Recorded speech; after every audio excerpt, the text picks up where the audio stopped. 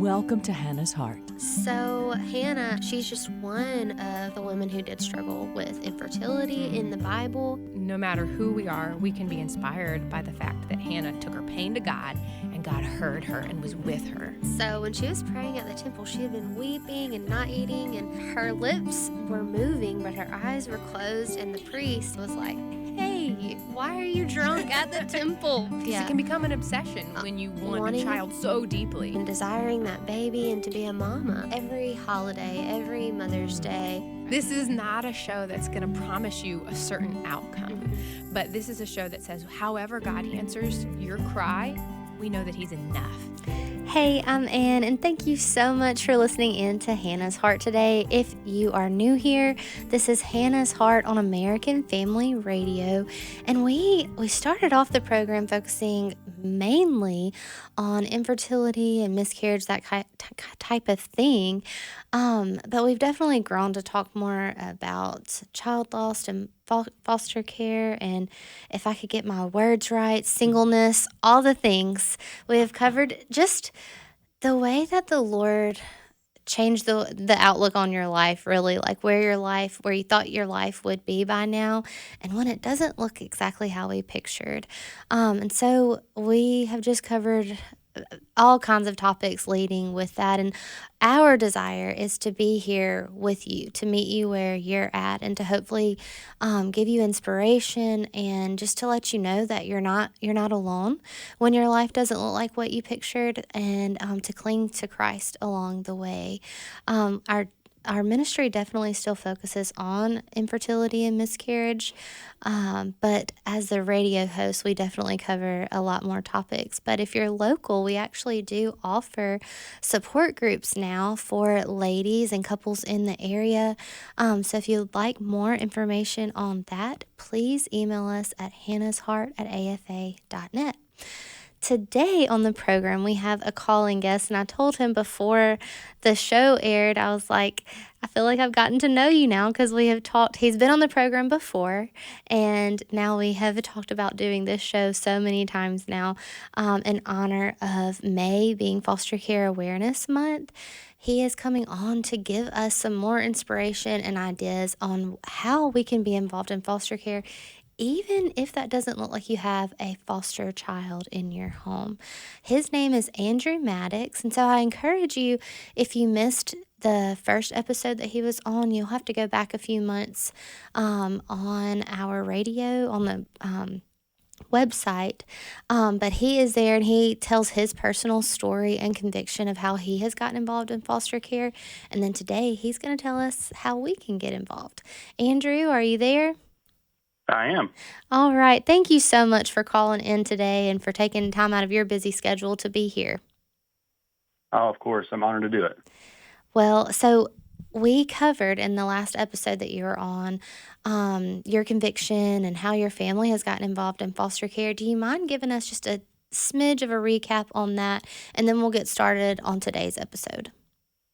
Yeah, so we started the Rap Closet of Giles County over 2 years ago now. The idea really is our mission statement that is to wrap around foster families with the love of Christ. And that looks like through practical ways such as providing clothes, furniture, toiletry items, food, whatever it may be, to these foster families and the kiddos that they are taking in into their care. And so we've started so many different teams within the Rap Closet to be able to help in different ways that God has just opened the door to allow us to do so many things. And that's really kind of where we started. We started with the DCS workers first, but then it led to not just helping them, but then helping kids beyond that, and then kind of helping shed light on some of the needs that were in our community that we just were unaware of. Yeah. Well, that's what I thought was so neat, because usually, and not that there's anything wrong with this, but usually when someone gets involved with the foster care thing, they're a foster parent, and then they see the need where, like, oh my goodness, these social workers are drowning. There's so many children, all the things, but that didn't take that for you. You weren't a foster parent at first. You just saw the need, and then it sounded like you hit the ground running with like, all right, what can I do? We're going to do something about this today, Yeah, exactly. You hear this phrase a lot in this community of foster care, especially from DCS workers and others, that everybody is not called to foster, but everybody can do something, right? And so that was really where we were. Like I have 3 kids. I don't have any extra rooms in my home. Would we love to do that? Sure, we would. But it's just not where we are in this time of our life. And so I was praying personally, Lord, open a door for me to be more invested in the community. I'm a pastor. I'm over our children's ministry with our church, and there's a lot of ministry happening in that area. But I was praying to be more invested in the community, and I got a phone call from a stranger up the road. It was about an hour, and said, hey, we are a nonprofit. This is what we do. We're looking for somebody to champion the cause in your county. And no one's really doing anything. And so that's kind of how the journey began. And so we just found ways to invest and to love and to really just open our lives to be available any way they need us. And that's where we are now. Well, I love that. Do you mind, you just start telling us how, like, if someone is interested in doing this, wherever they are in their state, and maybe they have the same heart that you do, they know that they want to be involved, but yeah, like, honestly, the house has a lot to do, your house has a lot to do with kids coming into your home, obviously. And we've come to that point where we had 3 kids in our house and they're like, no, the bedroom situation doesn't work, boy, girl, ages, things like that. And that kept children from coming to our home at one point. Yeah. And so, there's a lot of red tape when it comes Yep. to, state entities and being involved in getting foster kids. And so that is some of the I guess you'd say fencing around why some people can't bring a foster child into their home is because there's a lot of things they just don't have or they're not set up for. Mm-hmm. But there's other ways, right? So before I go to how to set up a wrap closet, I really think it could start in smaller ways. We're just now to the point where we have enough volunteers where we want to start what we call wraparound teams, and that's not a new thing. A lot of folks have done it, but it can really start with a small group or with a Sunday school class or a couple of friends get together and say we're going to do X, Y, and Z. From things like, hey, let's adopt a foster family for the month, and we can provide maybe laundry service, or we can provide meals for the month, or maybe they need help because they have so many kids getting kids to locations for pickup and drop off, or sitting at an appointment. We've done those things. Providing clothes for them, providing the essential needs they have. The more you start to talk to a foster parent, you find out what the needs are. Yeah. You may start with one small simple thing, but it could lead to really a fruitful relationship where you're loving them the way Christ really wants us to. Right. And so I would encourage people to start there. Like if you can't foster, you can do something, right? And so that's a way to start. And then I would say, how do you find those foster families, right? Because if you're not connected to that community, how do you know who's a foster family, who's not? You may have some in your church, you may have some that you work with or whatever, and that could be a good contact. But I'd say go to your local DCS office. You can Google it, look it up. I'm sure you'll be able to find it, and they will connect you. They're always looking for volunteers and volunteers to do all these kinds of things. They're going to want you to become a state certified whatever and sit in the office and do different things and help where you can. But you can also do things outside of there that you don't have to be certified for, and it's not a bigger step for you to have to get involved when you connect with these families. But look up where they're located. Go ask the question. They'll love to connect you with families and with the right families who need legitimate help. Yeah. But for us, with the wrap closet, we didn't really know where to start. And really, for anybody, no matter what you do, it's a no-brainer, but it needs to start with prayer. Seek the Lord. He's going to give you wisdom in which way you should go and how you should do things and who should be a part, who should be a helper, who should volunteer, what should we start first? Because there's a lot, right? When you get into this world and you get into this space, you start to realize, man, there's so much to do. And I'm sure it can feel overwhelming because it's like, I don't know what need to meet first. Yeah, for sure. So our team right now have a lady that helps us run the closet. And she is a homeschool mom herself. She has 6 kids. Some are graduating, some are getting married, some are still young. And she's investing her time really well, but it's a lot. And then also I'm a pastor on top of helping run this. And so we're basically the 2 front runners. And then we have a plethora of people who help us, and they have just phenomenal hearts to serve. And God has brought the right people on. But in doing so, yes, it does get it does get heavy at times, but there's moments along the journey where you stop and you realize this is why we're doing what we're doing. Right. The mom calls you in the middle of the night and says, "Hey, can you just pray with me? This is going on. Wow. Can you maybe come by our house and just talk to our kiddo?" And their anxiety is crazy, and they love you and they just want to see you for a second. Is that cool? Mhm. Things like that come about because you invest and because you make yourself available. And it's an honor to do it and a joy, even when you're tired and there's a lot going on. Right. It's a calling that God's called you to for sure. So for the wrap closet, how do you start one? So start with prayer. I think then you got to look at your practical needs. Space, and it doesn't have to be like for us. We have a space that's probably 1,500 to 2,000 square foot. Wow. It was an old grocery store, and it was actually the closet for the outreach ministry that owns that building. And so we partnered with them. They gave us the space. We don't have to pay for the space. Wow. God just worked all that out. Yeah. But it doesn't have to be that. It could be a closet in your church. It could be a room not being used specifically for anything in the church building. It could be, a member in your church has a barn, or, their kids moved out and they have 2 extra bedrooms and they're not using them or whatever.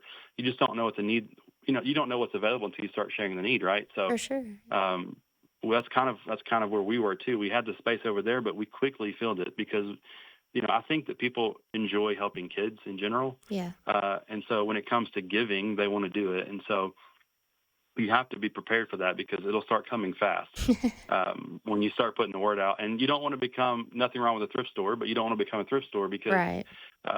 People are like, "Hey, I have all this stuff and I need somewhere for it to go," right? Mm-hmm. So Mm-hmm. it shows up on your doorstep, and you're like, "Hey, really, we want to give them things that are nicer or newer, Yeah. even with tags." And that's where we got to. We wanted to give them something with a tag on. I think I told the story last time, but one of the first kids that came through with a foster family, we gave them a hanger with a shirt on or something. It had a tag hanging off of it. It was brand new, and the kid said, "This isn't for me. It has a tag on it." And we thought, Oh, "Holy cow! man. Like how?"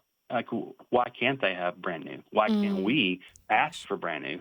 I think God can provide that. That's a simple thing for him. And so we went on a journey to try and just do as much as we could. And right now we're probably 90 to 95% brand new items Wow. in the closet. And so, but you need space for that. Maybe somebody says, "Hey, I can provide funding for a storage unit once a month." Mm. Or maybe a class, a small group does that together.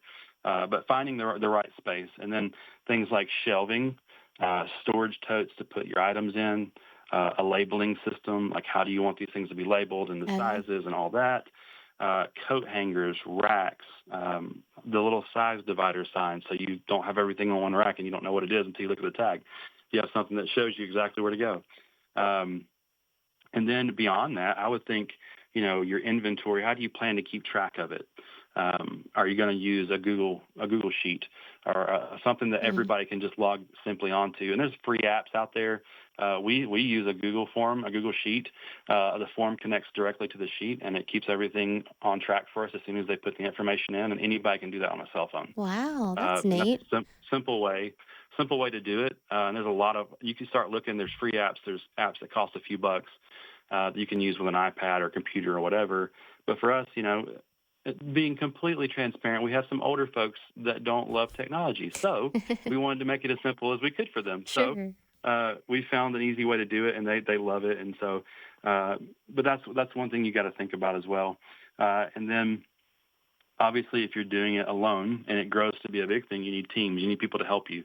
And you're going to find out quickly that, you need people to organize. You need people to help you with seasonal swap over. If you're going to swap out your winter clothes to your spring clothes. Right. And that's a big day. Yeah, you're about, I can imagine. That could turn into about 4 to 5 days. Oh, my word. us. If it's as much trouble as it is for just the kids in my house, I mean. Yeah. And then you're like, well, we have more spring stuff than we do winter or whatever. And so where do we put all this? Because our totes are full. So now we got to go buy more totes and then find more store. It becomes a thing, and you just got to work with it and find your groove, how to get it going. But once you get it going, then your families can come shop. And so for us, they come and we offer them basically quarterly shopping. So they can come 4 times a year. And they can get 5 outfits. That's tops and bottoms, socks, underwear, jackets, hoodies, dresses, belts, hats, all those kind of things.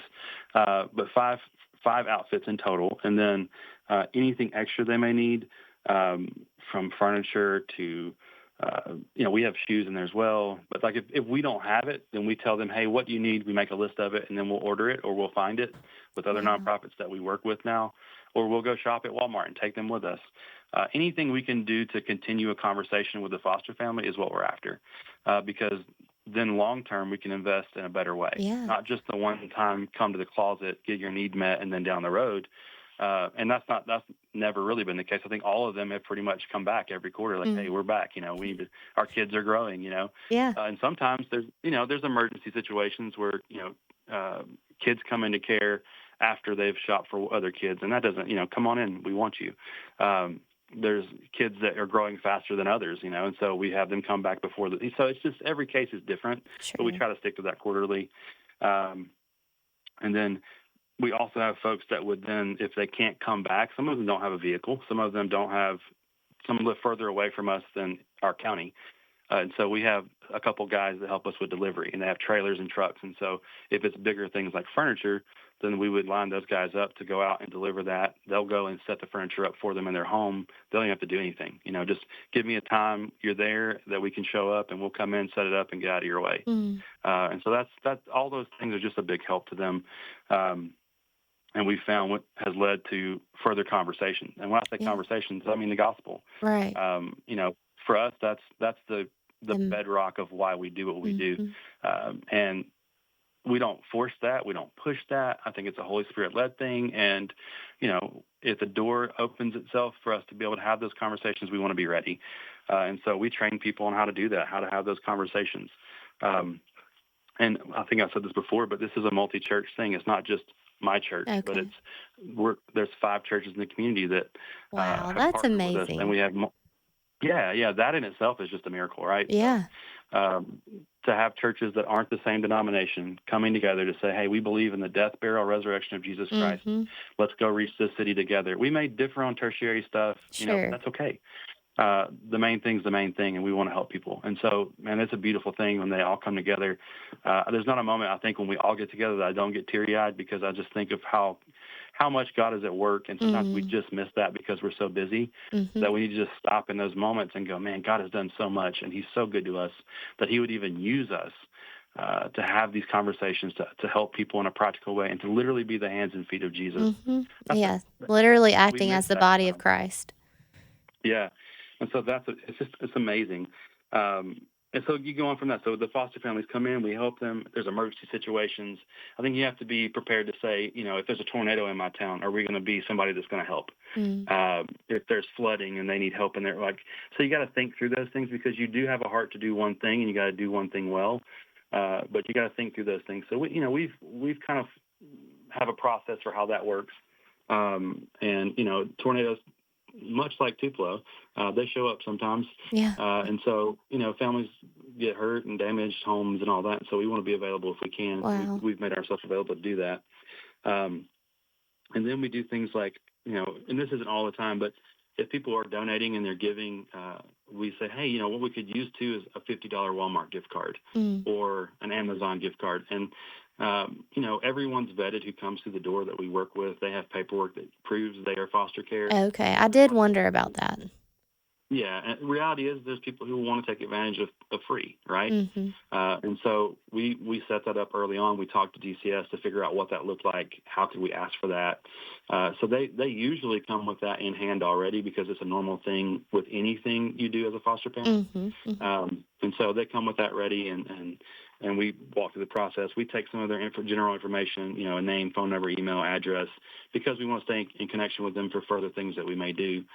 We not only have the closet, but we also offer, Parents' Night Out, and we do a thing called the Night of Joy. It's a Christmas event for foster families. We provide, that's like $125 worth of Christmas gifts for each child and the biological children, a gift for the parents. We cater a meal, Santa Claus, pictures, speaker. It's a fantastic night. Yeah. And so we want to invite them back to these things because we want to continue the conversation. We want to continue to have that connection with them and meet those needs. But, if people are giving, those gift cards come in handy because they can't always come to the closet. and maybe we can mail that to them, or maybe we can meet them somewhere and help them in that way. And those are case by case as well, because we don't want to give those out and somebody use them for the wrong thing. But we trust the Lord that He's going to take and do what He wants with it. So. Yeah. Yeah. But that's kind of in a nutshell. That's really how we started and how we got to where we are. And now we're doing things like the 17th of June, we'll have our first foster care First Steps panel. Okay, I was going to ask you about that. Yeah. Yeah, and so we're also have a dinner that night, but we're working with I think it's six different agencies or nonprofits, also DCS, and we're working together to host the event and to get local city officials, county officials, business owners, anyone who's interested in foster care, or maybe they want to become a foster parent. And the idea is that right now in Giles County, as of 2 to 3 weeks ago, there's about 109 kids in foster care, which in a bigger city setting like Nashville or your state capitals, that doesn't seem like a lot. But the reality is in our state, we're an hour or so from Nashville, Williamson County, excuse me, and we are number 3 as far as percent goes for the amount of children that are in foster care. Wow. In the entire state, which is crazy to think about because we're a smaller county. Yeah. But the percentage it just works out that way. So in January, I think we were close to 130 kids that were in care, and we currently only have 27 foster families in our county alone. So a lot of kids aren't staying in county because we have 27 homes doesn't mean they're all currently open. Mm-hmm. So a lot of these families kids are ended up in different counties. They're away from their school system, their friends. Some of that's necessary. They need to go away for, to have some buffer between parents maybe, but a lot of kids, that's not the case. And so, so we want to bring awareness to that in our town. So we want to, again, we started with the closet and we're meeting needs and we're going to continue to do that. But we want to continue to also get the information out to people and say, hey, we need your help. And again, not everybody can do something, but maybe a business can say, hey, we'll offer, a 25% discount if you come here as a foster family. Or, that's cool. Maybe the city comes on board with us and says, hey, we'll put you in our budget for the year. Or we don't know. But we want to invite people to have the conversation, to sit down. That night we'll have some experienced foster parents give testimony, some DCS staff, and some local nonprofits there to share about the needs in our area, how they can get connected to these needs. And so that's going to be a pretty big thing. We're pretty excited about it, working hard to get folks there. But these things come about the more that you get invested. And we've been able to sit down now with the governor and talk about some state initiative things. One thing's called Every Child Tennessee, that his initiative he's put out for foster families to really do the same thing, get the need out there, get more people connected to the needs. We work with a thing called the Care Portal, and the Care Portal is in a lot of states nationwide, not all of them yet, they're working towards it. But really the idea of the Care Portal is that as you as an individual church member or business owner or whoever could sign up to be on the Care Portal. They would email you needs that were put on by social workers, and then you see a quick little bio of the family need. You see what the needs are. So if they need a bed, they don't just need a bed. They need a mattress. They need a pillow. They need a pillowcase. They need sheets. So every individual need is listed, and you as the person can go, hey, I have $10. I could buy a pillowcase. And so you buy the pillowcase. And all that gets shipped directly to the person who would be me or someone like me in the state they're in, and they make the connection. Okay. And they pick up the items, or the items come to them. And then you work closely with the social worker for, contact information, all that kind of thing. So, it's the more and more we've been a part of things, we just continue to grow. And we try to do it in a healthy way. We don't want to take on too much because it can, again, get overwhelming. But the more you're invested, the more you're a part of it. Man, God does some really amazing things. And you never thought possible that you would be a part of. I had the opportunity a few weeks ago to preach on a Sunday morning to our church family, and I really just told the story of how God has been at work over the last few years that I've been here. And then I started to speak about the wrap closet and some of those things. And I saw several faces, in the audience with tears in their eyes, because those are the people who've been serving. Those are the ones who get it, not that everybody doesn't get it and doesn't understand what we're doing, but the ones who really invested their time, and they've stepped up, and it's a joy for them to be able to do it, because God's called us to it, and it's a clear calling. Right. God's met every need along the way. He continues to show up. This morning I was able to buy 6 beds that someone provided funds Wow. for. Things like that. So it's pretty neat to see how God uses people, how He brings them together, and then provides everything we need to do the job. If anyone were to ever have questions or concerns, or how do we do this? I heard you say this, but what does that really mean? Give me a call. I'd love to give you my information, or y'all can put it out.